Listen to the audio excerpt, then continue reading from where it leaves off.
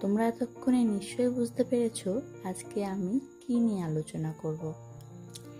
শিব এবং উমার কেমনভাবে বিবাহ হয়েছিল এবং কিভাবে তা সম্পন্ন হয়েছিল সেটা নিয়ে আজকের আলোচনা। বিষয়টা ইন্টারেস্টিং না? তো চলো দেরি না করে শুরু করা যাক। ভারতচন্দ্রের অন্নদামঙ্গল কাব্যে শিব বিবাহের মন্ত্রণা। ত্রিদেবে প্রধান দেব শিব। উমার সাথে বিবাহের পূর্বে তিনি ছিলেন শক্তিহীন। তাকে শক্তিযুক্ত করার জন্য এবং জগতের সকলের সংসার নির্বাহ করার জন্য তখন দেবতারা কি করলেন? স্তব করতে লাগলেন মহামায়া। এমন সময় আকাশবাণী হলো, মহামায়া হিমালয়ের ঘরে জন্মগ্রহণ করেছে। এই আকাশবাণী শোনা মাত্র নারায়ণ মহামায়ার উদ্দেশ্য পেতে তখন নারদকে বললেন, তুমি হিমালয়ের ঘরে যাও, উমার সঙ্গে মহেশের বিবাহ ঘটাও। যেই আদেশ পেলেন নারদ, অমনি হিমালয়ের ঘরে উপস্থিত হলেন। তখন দেবী ছলনা করে নারদকে বললেন, শোনো বৃদ্ধ ব্রাহ্মণ ঠাকুর, আমাকে প্রণাম করছো, এটি তোমার উপযুক্ত নয়। আমাকে কি অল্প আয়ু করতে চাও? উনি বললেন, এই ভয় আমাকে যতই দেখাও, আমি তোমার কৃপাতে তোমাকে ভয় পাই না। আমাকে তুমি বৃদ্ধ ভাবলে, কিন্তু তুমি আমার বাবার জননী। হয়তো তুমি নাতি জ্ঞানে বুড়ো বলে হাসছ। আমি তোমার ভাগ্যে পাকা দাড়িযুক্ত বুড়ো বর নির্বাচন করব। এমন বর আনবো যার বাতাসে দাঁত নড়বে। আমি কেমন ঘটক তা পরে জানবে। তখন নারদের মুখে বিবাহের কথা শুনে দেবী একটু লজ্জায় পেলেন এবং মাকে খবর দেওয়ার নাম করে চলে গেলেন। তখন মায়ের কাছে গিয়ে আহ্লাদে তার গলা জড়িয়ে ধরে বললেন, বাইরে আমি যখন সখীদের সঙ্গে খেলা করছিলাম এবং পুতুলের বিবাহ দিচ্ছিলাম, তখন কি অলক্ষণ কোথা থেকে এক বুড়ো ডোকরা হচ্ছে একটা গালাগালি। তো ব্রাহ্মণ আমাকে এসে প্রণাম করলো। দুটো লাউ বাঁধা কাঁধে কাঠ একখানা। সে নেচে নেচে গান করছে আর বাজাচ্ছিল। দেখে মনে হলো ব্রাহ্মণ বড় ঝগড়াটে। যদি তাকে দেখতে চাও তাহলে বাইরে চলো। তখন মেয়ের কথা শুনে মেনকার আর বুঝতে বাকি থাকলো না, আসলে তিনি মুনি, নারদ মুনি। এরপর নারদ হিমালয়ের কাছে শিব ও উমার বিবাহের প্রস্তাব রাখলেন। এরপর মুনি লগ্ন তারিখ ঠিক করল, চুক্তিপত্র করলেন।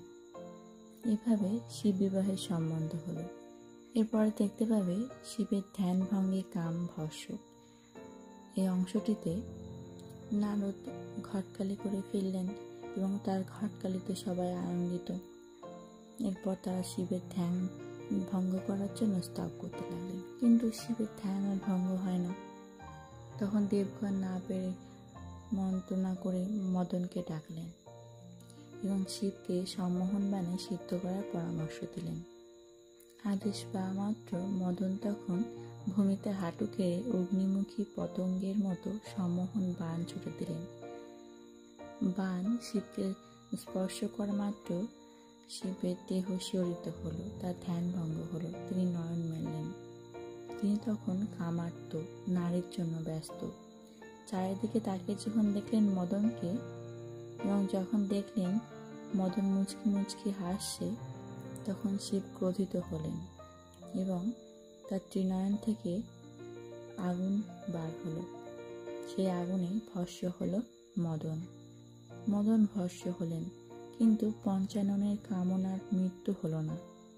এরপর শিব নারীর সন্ধানে ফিরতে লাগলেন।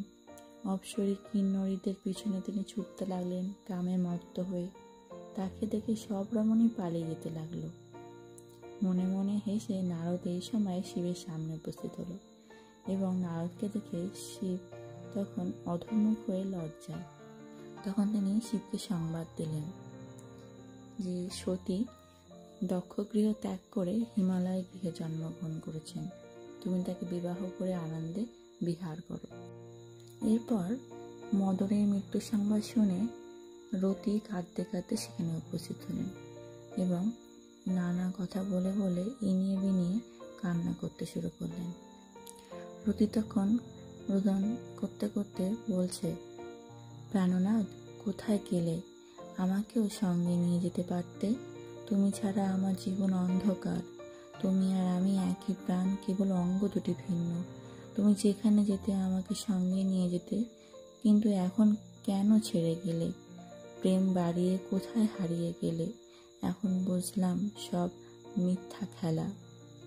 সেই সুন্দর মুখ চোখ দেখতে পাবো না, আর সেই মধুর বাণী শুনতে পাবো না। এতদিন বুঝতে পারিনি আগে স্বামী মরবেন, আমি পিছনে মরব। রতি অগ্নিকুণ্ড জেলে আত্মাহুতি দিতে চাইলেন। এমন সময় আকাশবাণী হলো, শোনো রতি, এখনই তনু ত্যাগ করো না।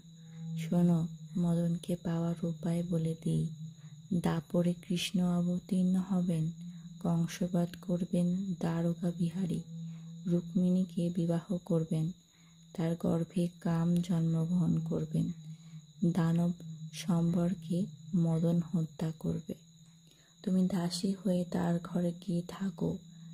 মায়াবতী নাম ধরে তুমি থাকবে। সম্বরকে নারদ বলবেন তোমার শত্রু কৃষ্ণের সন্তান। শুনে সম্বর ভয় পাবে। মায়া করে দ্বারকায় গিয়ে উপস্থিত হবে ওই দুর্মতি। মোহিনী বিদ্যায় সকলকে মোহিত করবে। কামকে হরণ করে সমুদ্রে ফেলবে। মৎস্য খাবার বলে তাকে গিলবে। কাম মরবে না, সেই মৎস্য জালে ধরবে জেলে। ভেট নিয়ে দেবে দানব সম্বরকে। তোমাকে সেই মৎস্য করতে দেবে। তুমি মাছের ভিতরে কৃষ্ণের কুমারকে পাবে। পুত্রবৎ পালন করবে তাকে।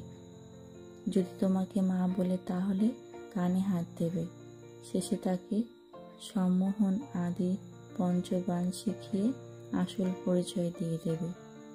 সম্বরকে বধ করে কাম দ্বারকায় যাবে। ওইভাবেই তুমি পতিকে ফেরত পাবে। এরপর বেশভূষা ত্যাগ করে রতি দাসী সাজলেন। সেই বিবাহ যাত্রা অংশে ভারতচন্দ্র দেখিয়েছেন দেবতারা বরযাত্রী হয়ে চললেন। অপ্সর নাচতে লাগলো, কিন্নর গাইতে লাগলো। পুলকিত হলো মহেশ্বর, ব্রহ্মা পুরোহিত আর বরকর্তা হলো নারায়ণ। হিমগিরি তখন পুরোহিতকে সঙ্গে নিয়ে বসে আছেন। এমন সময় বলদে চড়ে শিঙা বাজাতে বাজাতে বরবেশী ভূতনাথ উপস্থিত হলেন। কন্যাযাত্রীগণ বর দেখে অবাক হয়ে বলতে লাগলেন, এ কেমন বর? বরযাত্রীদের দেখে মনে মনে ভয় পেলেন তারা। তাদের মুখ দিয়ে উত্তর এল না। শিব বিবাহ অংশে হিমালয় সবার মাঝে পূর্বমুখ হয়ে বসে আছেন। বাঁ দিকে তার দানসজ্জা, উত্তর মুখে বরের আসন রয়েছে। পণ্ডিতেরা শাস্ত্র কথা বলছেন। এমন সময় বর এসে উপস্থিত হলো। সম্মানের সঙ্গে সকালে উঠে দাঁড়ালো। বর থেকে হিমালয়ের বুদ্ধিনাশ। এরপর গিরিরাজ কুশ হাতে করে কন্যা সম্প্রদান করতে বসলেন। পুরোহিত শিবকে তার পিতা, পিতামহ, প্রপিতামহের নাম জিজ্ঞাসা করলেন। তার কি গোত্র, গোত্র প্রবর্তক ঋষি এর নাম কি তারও জিজ্ঞাসা করলেন। বিধি বললেন, সরহর বর, অর্থাৎ যিনি মদনকে বিনাশ করেছেন। পুরহর পিতা, অর্থাৎ পুর নামক অসুরকে বধ করেছেন। পিতামহ সংহর, যিনি সংহার করেন। আর প্রপিতামহ হর, তিনি পাপ তাপ নাশ করেন।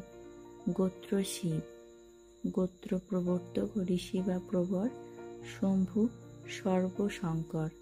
একথা শুনে বিধির দিকে চেয়ে শিব হাসলেন। এইভাবে শিবকে গিরিরাজ গৌরী দান করলেন। মেনকা তখন স্ত্রী আচার পালন করার জন্য এলেন।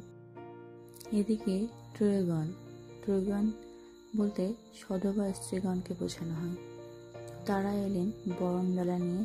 উলু উলু দিতে দিতে বরের সামনে এসে দাঁড়ালো মেনকা। তাদের পালাবার পথে গিয়ে হরি দাঁড়ালো। গরুর শিবের সামনে দাঁড়ানোয় মাথা গুজে যত সাপ সব পালিয়ে গেল, তার বাঘছাল খসে গেল, দিগম্বর হলো হর। এখানে ভারতচন্দ্র যে বর্ণনা করেছে তার কয়েকটি লাইন তুলে ধরছি। বাঘছাল খসিল উলঙ্গ হইলা হর, ত্রয়গণ বলে ওমা এ কেমন বর, মেনকা দেখিলা চেয়ে জামাই ল্যাংটা, নির্বায়ে প্রদীপ দেয় টানিয়া ঘুমটা। এইসব থেকে স্বাভাবিক একটু রাগ হওয়ার কথা, একটু লজ্জা হওয়ার কথা। তখন ঘরে গিয়ে মেনকা মহারাগে লজ্জা ভয় ত্যাগ করে হাত নেড়ে গলা তেড়ে ডাক ছেড়ে বললেন, ওরে বুড়ো আটকুড়ো অল্পে নারদা, এরকম বরকে কেমন করে চক্ষু চেয়ে আনলি? বুড়ো হয়ে গিরিরাজ পাগল হয়েছে বলেই নারদের কথায় এমন কাজ করল। এরপর কন্দল ও শিব নিন্দা হলো। তারপর শিবের মোহন বেশ ধারণ করলেন তিনি। সিদ্ধি ঘোটর সিদ্ধি ভঙ্গন হওয়ার পর হরগৌরীর কথোপকথন শুরু হয়। আমাকে ছেড়ো না ভবানী, সুশীলা হয়ে শিলায় জন্ম নিয়ে শিলাময় হৃদয় হয়েও না। এই ঘোর সমুদ্রে আমাকে ফেলে দিয়ে বারে বারে দোষ নিও না। শিশুগণ যেমন করে খেলার সামগ্রীর উপর দয়া মায়া করে না, সেরকম করো না। তোমার মায়ারূপ বন্ধনে আবদ্ধ হয়ে সমস্ত সংসার দুঃখ যন্ত্রণা ভোগ করছে। ভারতচন্দ্রকে মায়ায় আবদ্ধ করো না। শিব আনন্দ সাগরে মগ্ন হল। বিনয়ে তিনি দেবীকে বললেন, তুমি মূল প্রকৃতি, সব বিশ্বের মূল, কৃপা করে আমাকে অঙ্গীকার বা গ্রহণ করেছ? দক্ষ যজ্ঞের সময় আমার নিন্দা করা হলে তুমি দেহ ছেড়ে দিয়েছিলে। এতদিন পর্যন্ত হিমালয়ের গৃহে ছিলে, বহু ভাগ্যে আবার তোমার দেখা পেয়েছি। সত্য করে বলো, আর আমাকে ছাড়বে না? হেসে দেবী বললেন, আমি তোমাকে ছাড়া নই। শিব বলেন, এসো এক হই। তোমার অর্ধ অঙ্গ আমার অর্ধ অঙ্গে মিশে থাকবে, হরগৌরী এক তনু হয়ে থাকব। দেবী হেসে বললেন, এরকম কি হয়? ভালোবেসে পুরুষেরা এরকম কথা বলে থাকে। নারী তার স্বামীকে যেমন ভালোবাসে, পুরুষ তার স্ত্রীকে তেমন ভালোবাসে না। পতির অঙ্গ পাওয়ার জন্য নারী মৃত পতির সঙ্গে পুড়ে মরে। পুরুষের নারী যদি মারা যায়, তাহলে আবার অন্য নারী ঘরে আনে, স্ত্রীকে আর স্মরণে রাখে না। তুমি অর্ধ অঙ্গ যদি আমার সঙ্গে মেলাও, তাহলে কুজনির বাড়ি কেমন করে যাবে? শুনে শিব লজ্জা পেয়ে বললেন, তোমার সঙ্গে আমার সম্পর্ক এমন নয়। তোমার শরীর আমি মাথায় করে পৃথিবী ঘুরে বেরিয়েছি। চক্র দিয়ে চক্রপাণি কেটে আমার মাথা থেকে তোমাকে ছাড়িয়ে দিয়েছে। তোমার সঙ্গে প্রতি অঙ্গ যেখানে যেখানে পড়েছে, সেখানে সেখানে আমি ভৈরব হয়ে আছি। তাহলে আমাকে কেন এরকম কথা বলছো? আরও একবার কি তুমি আমাকে ছেড়ে যাবে? এ কথা শুনে দেবী সহাস্য বদনে বলেছেন, সমভাবে দুজনে এক হব কেমন করে? তোমার 5 মুখ আমার 1, অর্ধভাগ হলে তুমি দুঃখ পাবে। তোমার 10 হাত, আমার হাত 2টি, সমান হলে উৎপাত বাড়বে। শিব বললেন, আমার 1 মুখ 2 হাত, ঊর্ধ্বমুখে আগলে তোমায় গুণ গাই, 2 বাহু ঊর্ধ্বে রেখে তোমার ধ্যান করি। 4 বেদে তোমার গুণগান করার জন্য তুমি 4 মুখ দিলে, 5 তালে নাচার জন্য আরো 8 হাত দিলে। তুমি এই হাত মুখ দিয়েছ, তাহলে আবার পরে নিন্দা করছো কেন? এসব কথা বলে শিব 1 মুখ 2 হাত হলেন। 1 মুখ রুদ্রাক্ষকে সাক্ষী রাখলেন। হেসে দেবী বললেন, এবার সমান হলাম। হরগৌরী 1, এতে কোনো সন্দেহ নেই। দুজনে সহাস্য মুখে রসরঙ্গে এক হয়ে গেল। এইভাবে হরগৌরী বিহার করতে লাগলেন। গজানন সরানন 2 কুমার হল। ধরণী ঈশ্বর কৃষ্ণচন্দ্র আজ্ঞা দিলেন, ভারতচন্দ্র রায়গণাকর রচনা করলেন। আজকে এইটুকুই। যদি আলোচনাটি ভালো লেগে থাকে একটি লাইক করে আমাকে উৎসাহিত করো। আর এই বিষয়ের উপরে যদি কোনো কিছু জানতে ইচ্ছা হয়, কোনো প্রশ্ন থেকে থাকে, তাহলে কমেন্ট বক্সে অবশ্যই লিখো।